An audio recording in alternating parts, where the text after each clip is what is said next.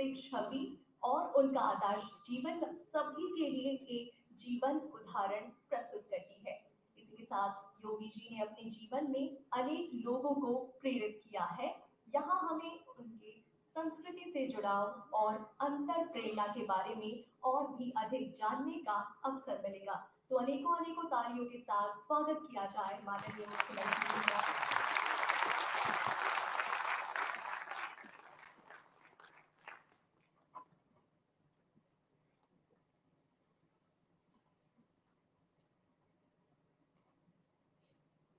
Safe culture safe India mission के आज के इस कार्यक्रम में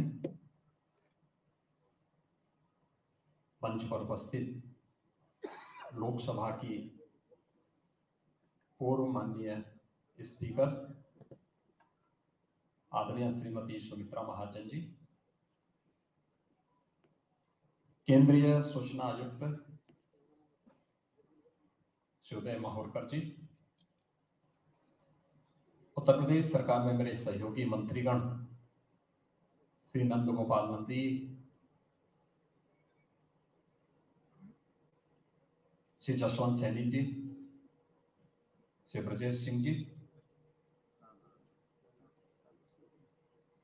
गौतम बुद्ध नगर से क्षेत्र माननीय सांसद doctor Mahesh Sharma ji,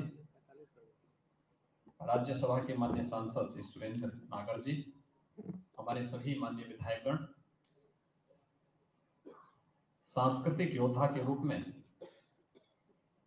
safe culture safe India mission के द्वारा जिन्हें आज सम्मानित किया गया है, ऐसे सभी उपस्थित महानुभाव, समाज के विभिन्न क्षेत्रों से जुड़े हुए उपस्थित भाइयों बहनों, मैं सबसे पहले लोकसभा की पूर्व स्पीकर और जिनके सानिध्य में एक लंबे समय तक मुझे लोकसभा में कार्य करने का अवसर प्राप्त हुआ, आदरणीय श्रीमती सुमित्रा महाजन जी का उत्तर प्रदेश की धरती पर आगमन पर मैं उनका हृदय से स्वागत करता हूं।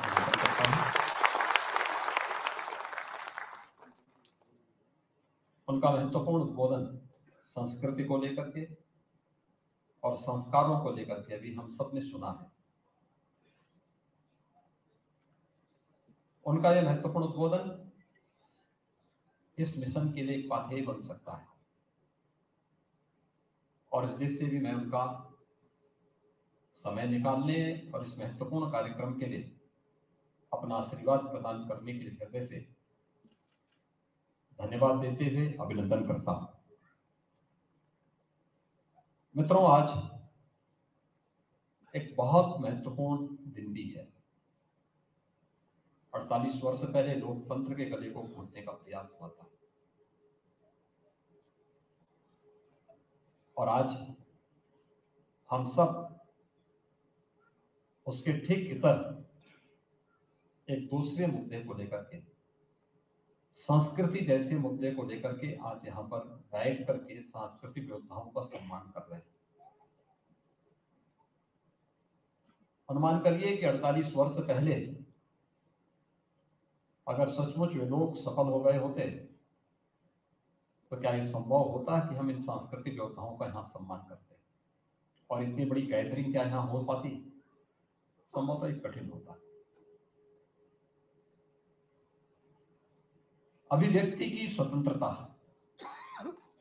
लेकिन अभिव्यक्ति की स्वतंत्रता के भी कुछ नियम होंगे, उसके भी कुछ बंधन होंगे, उसकी भी कुछ लक्ष्मण रेखाएं होंगी। जैसे व्यक्ति की अपनी पहचान होती है,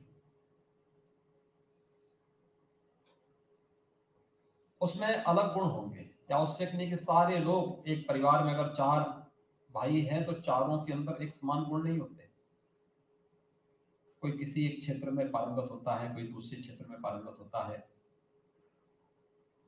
कोई समाज सेवा में जाना चाहता है, कोई सरकारी सेवा में जाना चाहता है, कोई अपने व्यापार को आगे बढ़ाना चाहता है, कोई किसी अन्य क्षेत्र में जाता है। ऐसे ही समाज के अंदर भी आप देखते होंगे अलग अलग वर्ग हैं, अलग अलग जातियां हैं, अलग अलग मत और पंथ हैं, अलग अलग उपासना विधियां हैं। और ये केवल मनुष्य के अंदर ही नहीं है, जीव जंतुओं में भी है। अलग अलग क्लाइमेटिक जोन में अलग अलग प्रकार के जीव जंतु पाए जाते हैं।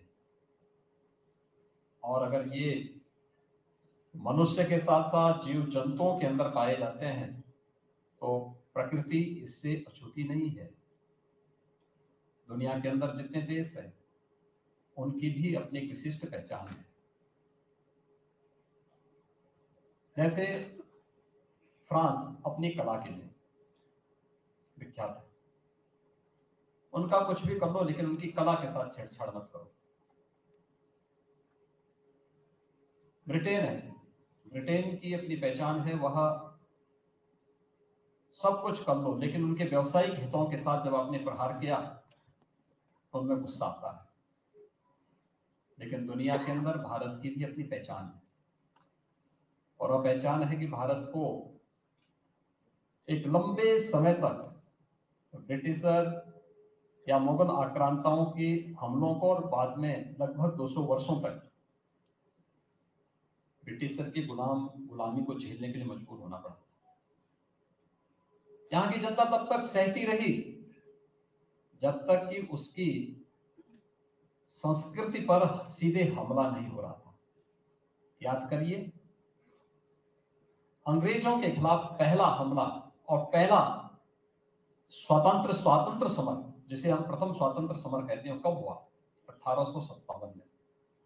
और वह क्यों हुआ? क्योंकि गाय की चर्बी और सूअर की चर्बी से बने हुए कारतूस भारतीय सैनिकों को दे करके उनकी आस्था के साथ, उनकी संस्कृति के साथ सीधे सीधे हमला करने का प्रयास हुआ था। और तब वे सभी सैनिक भड़क उठे थे और फिर एकजुट होकर के पूरे देश के अंदर एक नया आंदोलन खड़ा हुआ था, जो भारत का प्रथम स्वातंत्र समर के रूप में, जिसे वीर सावरकर ने मान्यता दी थी, जो आज भी उस रूप में जाना जाता है। यानी भारत अपनी आस्था के साथ, अपनी संस्कृति के साथ खिलवाड़ स्वीकार नहीं करता, और इसलिए कहा गया है भारत से प्रतिष्ठित द्वे संस्कृति संस्कृति तथा, यानी संस्कृत और संस्कृति, ये दो भारत की पहचान है। संस्कृति यानी बीज का पनप जाना, एक वृक्ष बन जाना, फल फूल करके लोक कल्याण के माध्यम से किसी को छाया देना, किसी को फल देना, और बाद में फिर अपनी मारती लकड़ियों से लोक कल्याण का मार्ग प्रशस्त कर देना। एक एक अवयव उपयोगी है। पेड़ है तो छाया दे रहा है, फूल आए तो सर्वत्र खुशबू फैला रहे हैं, फल आए तो सबको फल की मिठास दे रहा है, और अगर सूख है तो इमारती लकड़ियों से लोक कल्याण का मार्ग प्रशस्त करना, ये संस्कृति है। लेकिन बीज का सड़ जाना, गल जाना, ये उसकी विकृति है। संस्कृति पर हमला उस विकृति को बढ़ाने जैसा है, जो बीज की नियति को फलने फूलने के लिए नहीं, बल्कि बीज की नियति को सड़ने के लिए, गलने के लिए छोड़ देना चाहता है, उसको नष्ट कर देना चाहता है। और ये सांस्कृतिक हमला सबसे खतरनाक हमला होता है। याद करिए, मुगल इस देश में तब तक आराम से शासन करते रहे जब तक उन्होंने मंदिरों पर हमले नहीं किए थे। जब मंदिरों पर हमले हुए तो उनके पतन भी आते हुए दिखाई दिए। मैंने सुना है कि औरंगजेब के वर्तमान पूर्वज कोलकाता में रिक्शा चलाने का काम कर रहे हैं। यानी यह भी एक स्थिति उनके सामने आई। उन्होंने किसी समय दिल्ली के अंदर शासन किया था, देश को अपनी क्रूरता से एक भय के माहौल में बदलने का कार्य किया। लेकिन एक समय ऐसा भी आया जब उन्होंने भारत की संस्कृति पर हमला किया। परिणाम हम सबके सामने है। अलग विषय है, समय के अनुरूप चीजें बदलती गई, वे वापस आती गई। लेकिन महत्वपूर्ण है, जिसकी ओर अभी लोकसभा की पूर्व माननीय स्पीकर ने हम सबका ध्यान आकर्षित किया, हमले होंगे, और ऐसा नहीं कि पहली बार हो रहा है। देवासुर संग्राम इसी बात को लेकर था, धर्म और धर्म के बीच ही था, सत्य और असत्य के बीच में ही था, न्याय और अन्याय के बीच में हमेशा हुआ है। आप चले जाइए देवासुर संग्राम में, चले जाइए राम रावण के युद्ध में, आप चले जाइए महाभारत में, आप आ जाइए, ये लगातार हर कालखंड में, हर युग में ये हुआ है। अच्छे लोग भी होंगे, बुरे भी होंगे, लेकिन अच्छे लोगों को इस पूरे अभियान का हिस्सा बनना और इसके लिए जागरूकता, अत्यंत जागरूक होना आवश्यक है। आज ये हमले अलग अलग माध्यमों से हो रहे हैं, अलग अलग तरीके से हो रहे हैं, अलग अलग प्रकार से हो रहे हैं। एक एवरेज है कि एक आदमी आज के दिन पे अपने स्मार्टफोन का जो उपयोग करता है ना, लगभग अपने अमूल्य समय में से 6 से लेके 8 घंटे का समय वह इसमें खर्च कर देता है। एवरेज 6 से 8 घंटा। अगर इस 6 से 8 घंटे में अगर वह किसी अच्छे कार्य के साथ जुड़ा हुआ है तब तो ठीक बात, किसी एक मिशन के साथ जुड़ा हुआ है, किसी सकारात्मक पहल के साथ जुड़ा है, उसका बिजनेस है और मीडिया से जुड़ा हुआ है, वह किसी शैक्षणिक अभियान के साथ जुड़ा हुआ है, तब तो ठीक है। लेकिन अगर उससे इतर वह केवल दिन भर अपने स्मार्टफोन के साथ ही अपना समय खर्च कर रहा है, तो मुझे लगता है कि ये भी समाज के साथ एक अन्याय है। हमें सोचना होगा कि हम अपनी ऊर्जा का इस्तेमाल कहां पर करें, किस रूप में करें, समाज में कैसे सकारात्मकता और जागरूकता का हिस्सा आप भी बन सकते हैं, बहुत बड़े अभियान का हिस्सा आप भी बन सकते हैं। यह सांस्कृतिक, हमारी संस्कृति पर जो हमला हुआ है, यह हमला हो रहा है, वह डिजिटल माध्यम से हो, वह किसी अन्य माध्यम से हो, उसके तौर तरीके बदले हैं और उस तौर तरीकों को हमें समझना होगा। अभी आपने देखा होगा, हमारी पुलिस ने एक मामला पकड़ा है, स्मार्टफोन में गेमिंग के माध्यम से कन्वर्जन, बहुत बड़ा गिरोह है। और कैसे वो संचालित होता था, गेम स्कूली टीनेजर्स के साथ, उन्हें धीरे धीरे करके कैसे वहां लेकर के गए। इससे पहले एक और गिरोह का पर्दाफाश हुआ था, और मूक बधिर बच्चों को निशाना बनाते थे, मूक बधिर बच्चों को स्मार्टफोन दे करके, और उसी के माध्यम से उन्होंने इस अभियान को प्रारंभ किया।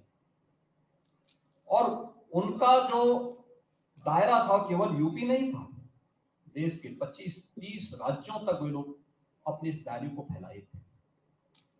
टारगेटेड उनके हमले हो रहे थे, सभ्य परिवारों के साथ जुड़ करके फिर उनके माध्यम से, उनके बच्चों के माध्यम से इस परिवार में घुसपैठ करना, फिर उसके माध्यम से पूरी व्यवस्था को इसके साथ जोड़ना।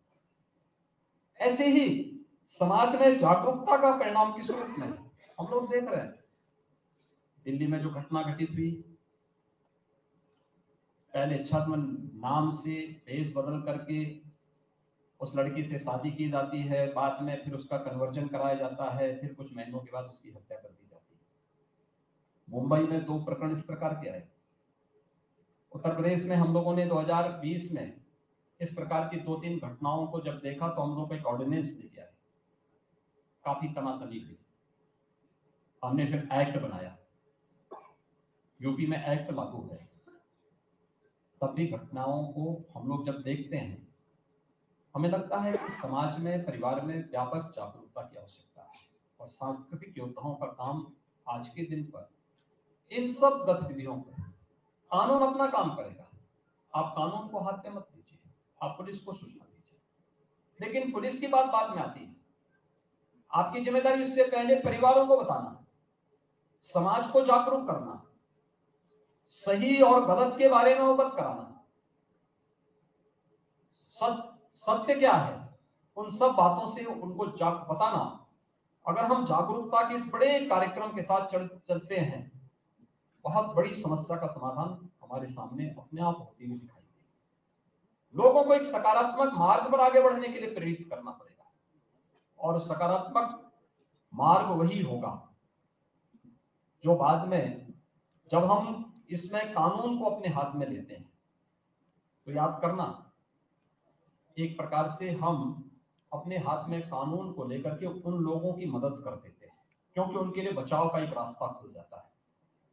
कार्रवाई कानून को करने दीजिए, पुलिस को करने दीजिए, प्रशासन को अपने तरीके से उनसे निपटने दीजिए। हम समाज की जिम्मेदारी अपने ऊपर लें, हम समाज को समझाएं क्या रास्ते इसके निकल सकते हैं, कैसे ये सब घटनाएं घटित हो रही है, कैसे समाज का एक बड़ा तबका इस विकृति की ओर जाकर के पेड़ बनने के पहले ही वह सूख करके अपनी नियति को नष्ट करने की ओर कैसे अग्रसर हुआ है, यह हम सब के लिए बड़ी चुनौती है, और इस दिशा में हम सबको मिलकर के कार्य करना होगा। अलग अलग इसके पक्ष हैं, अलग अलग उसमें आप जाएंगे देखेंगे तो इसके बहुत सारी चीजें आपको समाज के अंदर देखने को मिलेंगी। और इसीलिए प्रधानमंत्री जी ने जब आजादी के अमृत महोत्सव के मुख्य महोत्सव को संबोधित करते हुए देश के नागरिकों को कहा था कि 1947 में भारत जब देश की आजादी का शताब्दी महोत्सव मना रहा होगा, तब हमें कैसा भारत चाहिए, उस समय भारत कैसा होना चाहिए। अगर एक समर्थ और शक्तिशाली भारत हमें चाहिए, एक विकसित भारत हमें चाहिए, तो पंच प्रण की बात उन्होंने कही। इस पंच प्रण में गुलामी के अंशों को सर्वथा समाप्त करना, गुलामी के अंश किसी भी रूप में हो जो मैं मानसिक दासता की ओर अग्रसर कर रहे हो, जिसके कारण हमारी संस्कृति पर प्रत्यक्ष और अप्रत्यक्ष रूप से हमले हो रहे हो, उससे पूरी तरह से अपने आप को अलग करना। उससे किसी भी प्रकार का कोई संबंध हमारे पास हमारा न होना, हम विरासत अपनी विरासत का सम्मान कर सके। हमें समझना होगा हमारी जो परंपराएं हैं, हमारी जो एक लंबा इतिहास है, ये हमारी गौरवशाली अतीत का हिस्सा है। उस पर गौरव की अनुभूति करते हुए आगे बढ़ना। हम तकनीक का उपयोग करें, लेकिन तकनीक का दास न बने। तकनीक का हम अपने अनुसार संचालन करेंगे, हम तकनीक के अनुसार नहीं चलने लग जाएंगे, और इसके अनुरूप हमें अपने आप को तैयार करना होगा। समाज में सभी लोगों को एक समानता के साथ आगे बढ़ने का अवसर देना, हर व्यक्ति को अपनी योग्यता अपनी क्षमता के अनुरूप आगे बढ़ने का अवसर तो मिले, लेकिन साथ साथ नागरिक कर्तव्यों के प्रति भी हम लोगों को जागरूक कर सके। हमारे नागरिक कर्तव्य क्या होने चाहिए, समाज के प्रति मेरा दायित्व क्या है, राष्ट्र के प्रति क्या है, और सबसे पहले इसकी शुरुआत मैं अपने घर से प्रारंभ करूं, अपने गांव से, अपने मोहल्ले से प्रारंभ करो, और फिर इस प्रक्रिया को आगे बढ़ा करके जब हम कार्य करेंगे, कोई कारण नहीं 1947 आते आते भारत दुनिया की एक विकसित महाशक्ति के रूप में स्थापित न हो जाए। 140 करोड़ लोगों को इस संकल्प के साथ जुड़ना होगा, और ये सांस्कृतिक योद्धा आज यहाँ पर 7 ऐसे सांस्कृतिक योद्धाओं का सम्मानित किया गया। आने वाले समय में आप भी इस अभियान के हिस्से बने, इस विश्वास के साथ मैं उदय माहुरकर जी को, जिनके बारे में ये कहा जाता है कि केंद्रीय सूचना आयुक्त के रूप में आरटीआई से जुड़े हुए सर्वाधिक मामलों का उन्होंने एक दिन में निस्तारण करने का, और अपने पूरे कार्यकाल के दौरान भी बहुत अच्छी मेरिट के आधार पर उनके निस्तारण करने का उनके नाम पे रिकॉर्ड है। इस अवसर पर उन्हें हृदय से धन्यवाद देता हूं, और विश्वास करता हूं कि यह अभियान निरंतरता को प्राप्त करें। आप सबके प्रति मेरी शुभकामनाएं।